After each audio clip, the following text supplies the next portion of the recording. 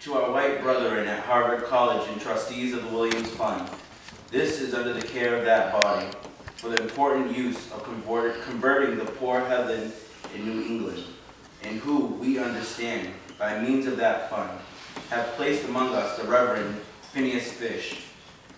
We thought it very likely that you would like to know if we, as a people, respected his person and labors, and whether the money was benefiting the Indians or not.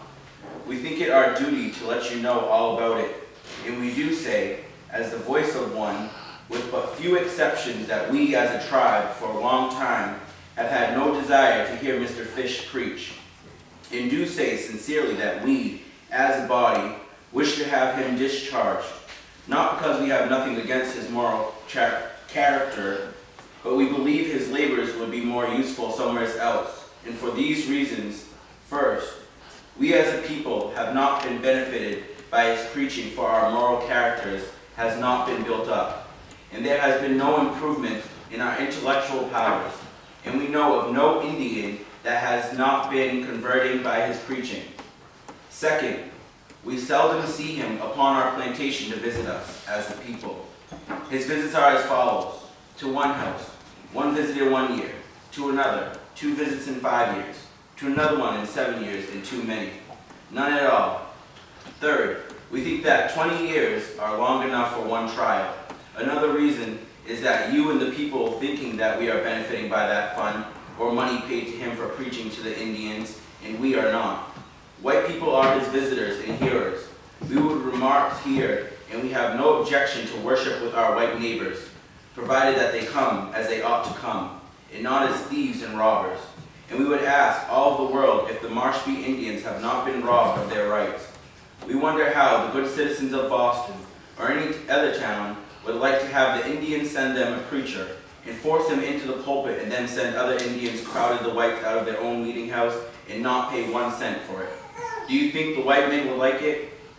We throw not, and we hope others will consider. While they read our distressed tale, it will be perceived that we have no objection if hundreds of other nations visit our meeting house. We only want fair play, for we had foul play enough. Fourth, we do not believe that we have as a good right to the table of the Lord as others. We are kept back to the last, merely because our skins are not so white as the whites, and we know of no scriptures that justify him in so doing. Fifth, we never were consulted as to the settlement over us. As a people, we never gave our vote or voice as a tribe, and we fully believe that we are capable of choosing for ourselves and have the right to do so.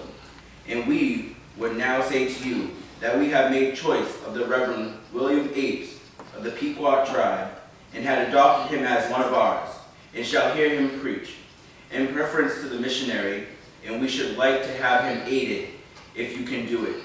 If not, we cannot help it. He is ours, he is ours.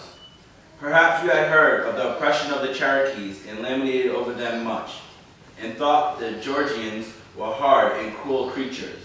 But did you ever hear of the poor, oppressed, and degraded Mashpee Indians in Massachusetts, and lament over them? If not, you hear now, and we have made choice of Reverend William Apes to relieve us, and we hope that you will assist him. And if that above complaints and reasons, and the following resolutions with the satisfactory, we shall be glad and rejoice that you comply with our request. Resolved, that we will rule our own tribe, and make choices of whom we place for our preacher. Resolved, that we will have our own meeting house, and place in the pulpit whom we please to preach to us. Resolved, that we will publish this to the world if the above reasons and resolutions are not heard, and the Reverend Mr. Fish is discharged. The foregoing address and resolutions were adopted by a vote of the tribe unanimously, done at the Council House at Mashpee, May 21st, 1833. Signed, Ebenezer Adequin, President, and Israel Amos, Secretary.